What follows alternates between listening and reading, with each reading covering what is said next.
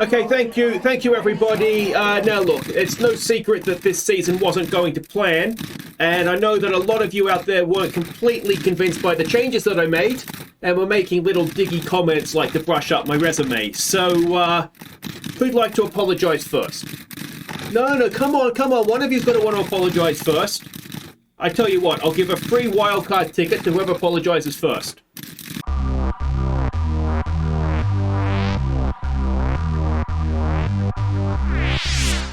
Hey guys, I'm Aussie Villain and welcome back to Detroit. It is Season 9, Episode 6, I think it is today, and we are absolutely flying. We are a team that is just going in the right direction, and we are back in playoff contention. We've probably left ourselves too much to do, but we are only 7 games outside the wild card, and we're almost back to 500 as well. We're only 4 games shy of 500. It has been nothing short of a miracle what's been happening.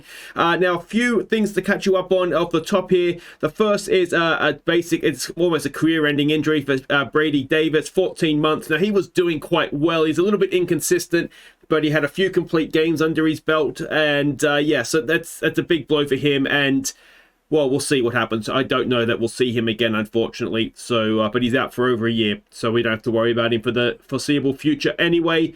Now, the other thing that happened, remember Ethan Robinson that started last game? We traded for him. He looked like an absolute star of the future. Well, something happened to him. Because this is him now, down in High A. I do not understand everything. It's like the more we saw him, the less good he got. He had 2 wins to start his career with us, and then just forgot how to pitch. Just like he's the scout. He said, "Oh, the scouts don't rate me. Well, I guess I'll be crap then." I don't understand what happened. So that's a big shame. Obviously, you know, the attributes will drop a little bit at times, but I mean, they've almost halved, it seems like. So yeah, that was obviously a big disappointment. So yeah, we're not going to see much more of him, I don't think. Now, but in terms of how we've gotten on, we have won 22 of 37 games since I saw you last. Just 1 game shy of a 600 win percentage. Of course, we left off just after the All-Star break, and we just were like a house on fire. We swept the series in San Antonio. We faced Cleveland. We won 2 of 3 against them. We won 2 of 3 against Houston. We then won 2 of 3 against New York. Now in game 3 here, a 4-1 win. And it featured a 3-run walk-off home run by Octavio Mendoza. So we got it done very, very late in that one. A run in the 8th and then 3 in the 9th to get the job done. If you have a look at everybody's batting numbers there, you can see Mendoza with his 2 hits, 3 RBIs, wonderful stuff. And then if we go down a little bit further to the pitchers, Carmona had a really good job here, and Espinosa, one of our young bullpen pitchers, was able to see the job out for him and ended up with the win, even though Carmona probably deserved it, only giving 1 earned run in 7 innings. But anyway, that was that. So then we went to Boston, won 2 of 3 in Boston. We went and faced Toronto. We won 2 of 3 against them. Now in game 2 here, a 9-5 win. This featured 3 home runs from TB, one of the new guys that we signed. So just absolutely standout stuff from him. If we have a look down there, you can see he went 4 for 4, 5 RBIs, 3 home runs. It's a very good night's work, isn't it? So that was very, very good to see. And a little look down at the pitches. Again, just happened to be a Carmona start. I think he got an injury in this one, if I remember correctly. So that's why he only went 2.1, though maybe wasn't the worst thing. He got taken out. So yeah, that was that game. But then if we go to the next one, Game 3 of the series, it was a 12-0 win, and obviously a very, very good night with the bats. If we go down and have a look at that, 5 RBIs for Vega, 4 RBIs for TB, and 2 for Fernandez as well. But the star of this one was Mario Morales, who was, of course, the youngster that just sort of appeared out of nowhere when Shane Baz got injured. A shutout. A wonderful shutout. So he had a 3-0 record at this particular time, and yeah, we won 2 of 3 against a good J side. So we go over to August, and we had a run of games then that might prove the one that costs us a playoff spot, I think. We got swept by Texas, who are a very good side, so there's no shame in that. 2 close games, a bit of a blowout in game 1 there. Then we lost 2 of 3 against Kansas. Now, again, a very, very tight series, but we really did need to be winning that. Then we went and faced the Twins, and they have been the runaway leaders. Their form has dropped off, but we won 2 of 3 against them, which is good.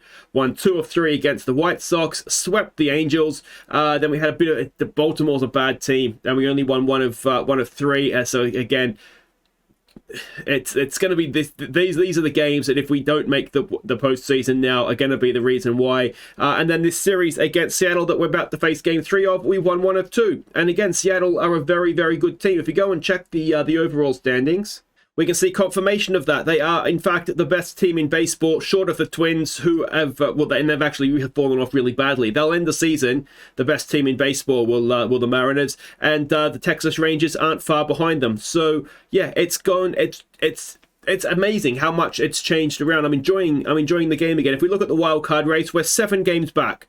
So, like I say, it's unlikely we're going to have enough time to make up the deficit. But, I mean, even just getting back to 500, we were 14 games off 500 at one point. So we've halved that, and obviously we need to keep going, which is a bit of a big ask now, I say it out loud. But it's looking so much better, and surely we're not going to get sacked getting close to 500, which is, really that's all we need to make sure we're doing. In terms of some of the league leaders, we haven't got anybody there still, but people are doing better, which is all I can ask, really. We just needed to be better, and we have been. Now, if we go and have a look at some of the pitching numbers, a couple of changes. Barrera has moved from the bullpen into the starting rotation and has been doing a very, very good job. Eke has just come back. He's gone from a slump to being on fire. He's doing a wonderful job. We've moved Harrison into the starting rotation for now. He is replacing Brady Davis in the starting rotation. We kind of are a starter short right now, I think. Ideally, it's Shane Baz. But as we know, he's out to next season. We don't know what shape he's going to come back in. Morales has done a wonderful job, in a rookie season, starting games for us. Avila has come back in. Now, he was a starting pitcher for a while, which blew out his ERA. He's back in the bullpen. He is replacing Harrison and Barrera, because they've kind of both moved up. And the other new name that's come in is Litwicky. So that's all going well. And as far as the closer goes, Eknes, is doing a fairly good job. I mean, his ERA is continuing to come down. 23 saves he has now. I think he's found his role. I think we finally found a way to make Eknes look good. And then the bats are just incredible right now. Both the catchers have gone off a little bit, but they're still doing okay. We're just rotating them versus lefties and righties. You can see the WAR, or you will be able to see in a second, the WAR for Rose is better than the WAR for Cavos. So I'm wondering if that must be defensively speaking, because with the bat, they're more or less the same. So yeah, it must be the glove of, or defensively for Rose that's getting the job done for him. So maybe you need to play him a little bit more. But yeah, generally speaking, though, everybody else is doing a wonderful job. Now, these are the stats for the season, not just for us.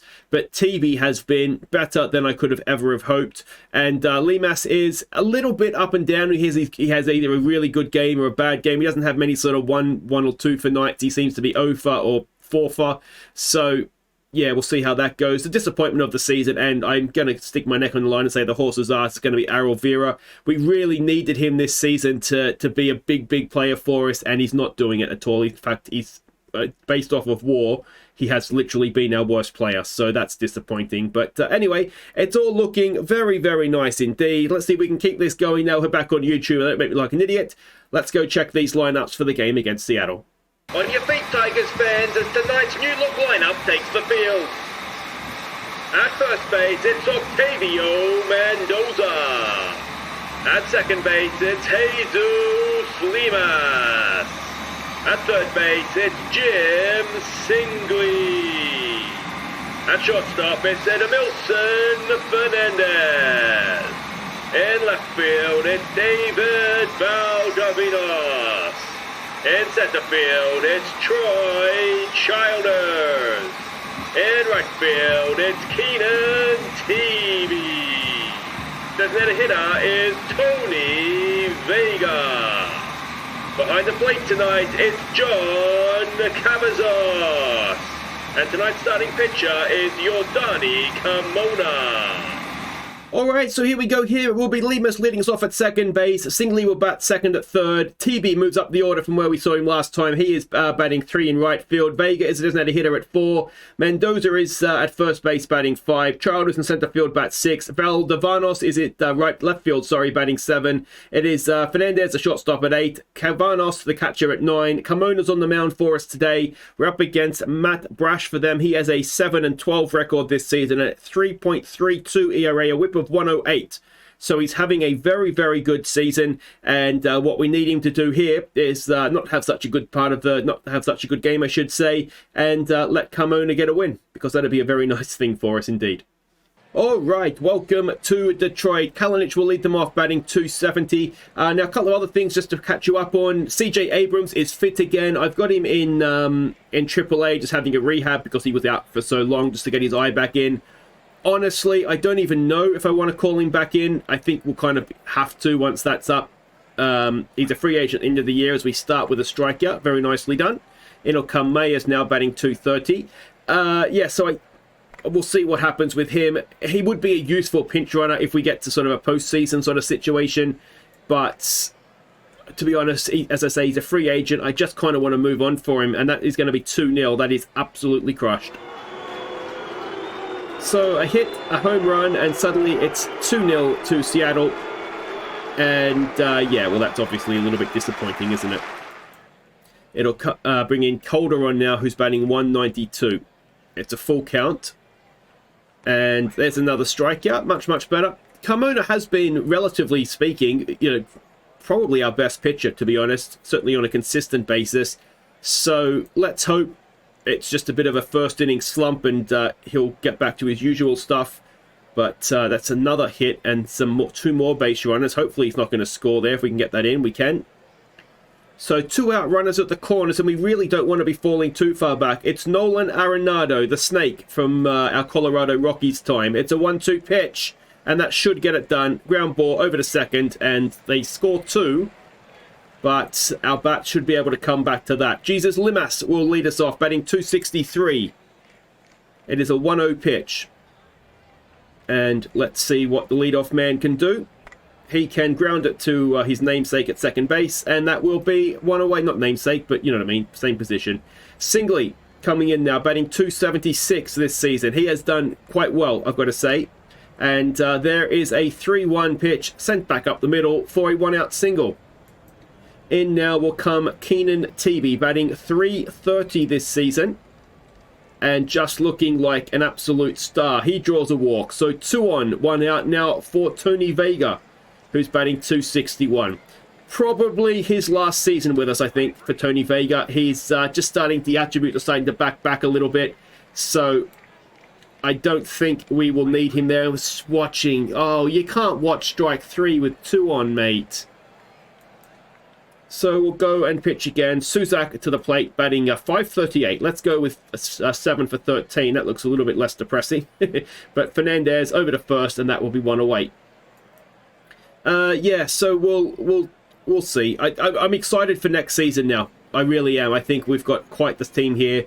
We're going to have a little bit of money to spend on free agents, I would imagine, having got rid of Walling and Vlad, and that's a nice catch out there actually to end the inning by oh, who's injured? Oh no, he can stay in the game. Okay, that was Teebe. We don't want to lose Teebe.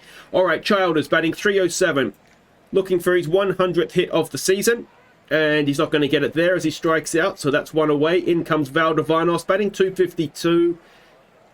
He's going to hit there.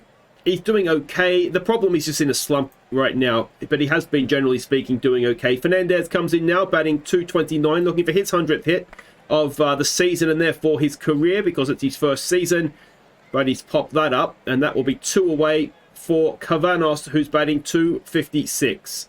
He was in a slump for a little while. He's hit that well, but oh, it's not quite good enough to get it over the left fielder's head. And it is still 2-0 to the Mariners going into the third. Carmona to face Mayers, who is 1 for 1. Or Myers, maybe it is. Either way, he struck out, 1 away. In will come Marte now, who hit the home run in the first. It's a 2-2 pitch.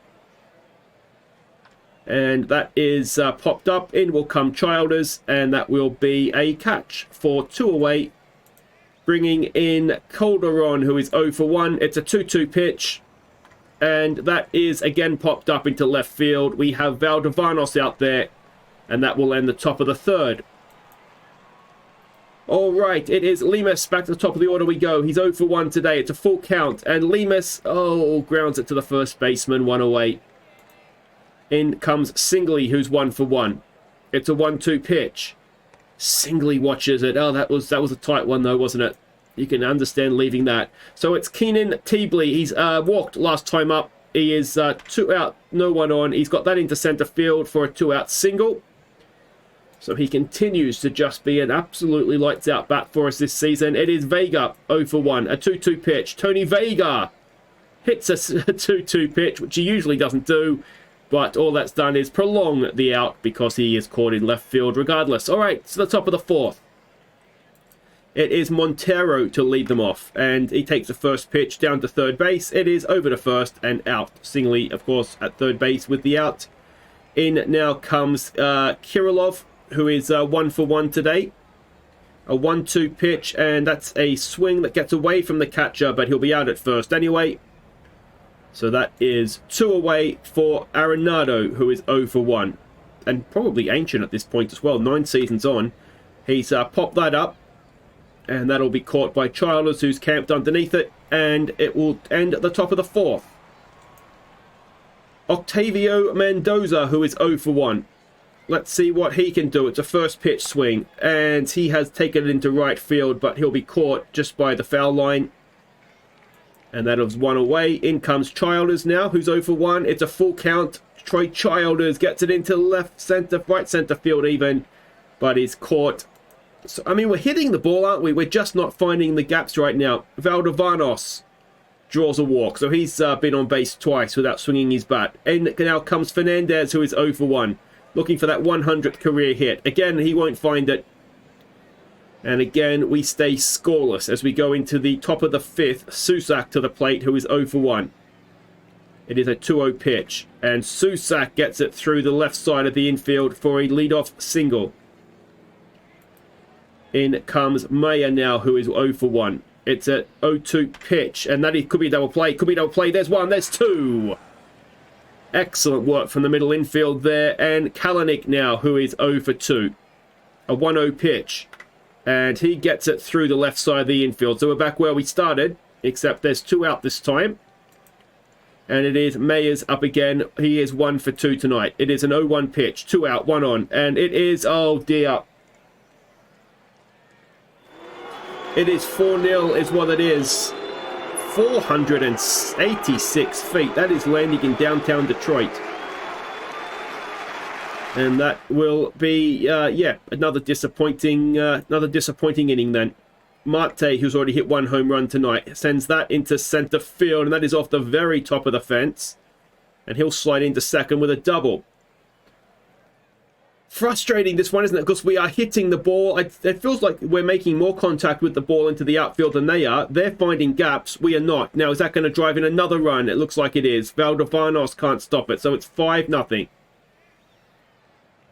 And it's just starting to get away from us. And Avila will come in to pitch to Montero. There goes the runner. And, oh, he's got there. So runner goes to second. 0-2 pitch. Can Avila get a strikeout to end things for us? No. And, oh, wait. It's a great catch by Lemus. And we'll go to the bottom of the 5th. But we need runs and we need them now. Cabos will lead us off. It's a first pitch swing, and he has grounded it to the first baseman for 1 away. All right, Lemus now, who is 0 for 2. It's another first pitch swing. Lemus back to the pitcher. That'll be 2 away. And as I say, it's a game that feels like we're doing okay, but we're down 5-0. We've only had 2 hits, so we're really actually not. Maybe it's just I don't know. It feels like we're hitting the ball into the outfield a lot, and they're not really doing that yet. Like I say, the score suggests that we're being comfortably beaten here. But again, this is the best team in baseball, so there's maybe no shame in it, but oh, and Arenado has sent one into the fans. So a 3rd home run of the night. 442 feet, that one. It is now 6-0. And it looks as though these young Cubs are a little bit scared of YouTube. Susak, who is 1 for 2. Before I forget, we need to be nominating your MVPs because we will be voting on it next episode. And yeah, so whoever you think has been our best player, or if you want to just go with favorite player for this year, yeah, let me know, and we will sort of final call for that, and we'll be voting on that next episode. But we end the 6th, 6-0 down, and it will be TB to lead us off. He is 1 for 1 today, a 2-2 pitch. He watches strike 3. Vega now, who is 0 for 2. It's a full count. Can Tony get himself on base here? No, he can't. He's struck out as well. And Octavio Mendoza now, who's 0 for 2. Another 0-2 pitch. And you guessed it, it's another strikeout. So we go to the 7th. And time is running out if we are going to mount some sort of epic comeback here. Avila will continue. Gets a ground ball. Should be out at first, and it is. So 1 out in the top of the 7th. Mayers now, who is 2 for 3 with a home run and 2 RBIs. It's a 2-2 pitch. And it is a strikeout for Avila. He wasn't a very good starter. He is looking better as a bullpen pitcher, I have to say. Mate, who's 2 for 3 with a home run and 2 RBIs as well. Another 2-2 pitch. That is back to the pitcher. Should be out at first. It is. And we will stretch. 6-0 down and needing a very, very good comeback. So Childers to lead us off and hopefully stout this comeback. An 0-1 pitch, and Childers gets his 100th hit of the season. And he will stop at first with a leadoff single. All right, Val Davanos, who is 0 for 0, despite being at bat twice. He has hit that into center field, but could not have picked out the fielder any better. And that will be 1 away. Fernandez now, who's 0 for 2, looking for his 100th hit of the season. There goes Childers, and there goes Childers. So 2 out, no one on now for Fernandez. It's a 2-2 pitch. And Fernandez will end the inning right there like that. So we go to the 8th, 6-0 down. Avila will continue to Calderon. It is a 2-2 pitch. And it is another strikeout for Avila.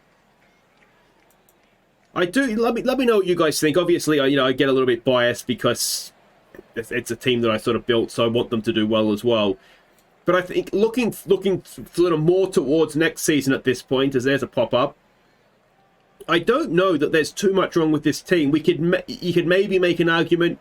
Another outfielder now, Ford, has got a bit of an injury. He's day-to-day right now, so that's why he's not playing. But he's done okay with the bat. Valdavanos is okay. He's done okay. His attributes are quite decent, but he's maybe not putting up the numbers that ideally we'd like him to. So maybe you could argue an outfielder. But in terms of everybody else, I think Singley at third, Fernandez at shortstop, Lemus at second base, and either Mendoza or that young kid Bernal, who is arguably potential-wise, that could be double play. No, just one. Potential-wise is arguably better than Mendoza, as Emerson Hancock will come on to face TB. It's a 1-2 pitch. 2 out, 1 on. Can TB do something for us? I mean, it was straight down the middle, mate. Anyway, we go to the 9th. So, yeah, I don't know that there's too much we could do. I mean, even... Oh, Jesus Christ, Singley. I'm trying to give you praise and say you deserve your spot there next season. You go do that. I mean, you can kind of see defensive ratings here as well. As Mario Black will come on now to pitch. Hopefully that error is not going to cost... well, it won't cost Avila anything anyway, will it? He's done really well there, Avila. Mario Black has come on, got a strikeout to start things off. Mayer now, 0-2 pitch. That could be a double play to do things off even better. There we go. Excellent stuff. So just the 6 runs needed in the 9th. So we'll see what we can do. It's going to be Hancock to face Vega, who's 0 for 3. It's a first pitch swing. And Tony Vega starts us off in style into the right field and will even cruise around and get a second. A double, I should say. A second would be cricket, wouldn't it? Mendoza now, speak of the devil. He's 0 for 3 today. Can he get himself on base here? Mendoza, oh, he moves the run. Oh, it's an error, is it? Was it an error? It looked like a little bobble. He loses grip, it's an error. So... well, let's not get too carried away here, but we've got 2 on, no one out for Childers, who is 1 for 3. It's a first pitch swing. Troy Childers, that'll be a double play. Oh, it'll bring Vega across, but at least we didn't get shut out. It's 6-1, 2 out, no one on for Valdavanos. He's 0 for 1 today. It's a first pitch swing. And Valdavanos will ground it to second to end the game. So we dropped 5 games back of 500 now. It's results like that that are kind of gonna mean we don't get there, isn't it? They're the ones that hurt. We need to beat the good teams as well. But like I say, they are the best team. So actually no, the Twins are still the best team, but the Twins aren't actually the best team anymore, if that makes sense. So we're 5 games back of 500. We've got a few games to go here. As I say, I think we've left our run a little bit too late in terms of making the postseason, but we'll come back. We've got Texas, final game of the season. We'll come back for that one. Hopefully, we'll be at least a chance of getting 500 in that game. We haven't got the toughest run. I'm losing my voice for some reason here. We haven't got the toughest run from now to the end, so you do never know, but I think we know, don't we? But if you've enjoyed that, thumbs up, subscribe if you don't forget to nominate your MVPs, and I'll see you next time as we bring this season, hopefully, to a bit of a finish on a high. Take care.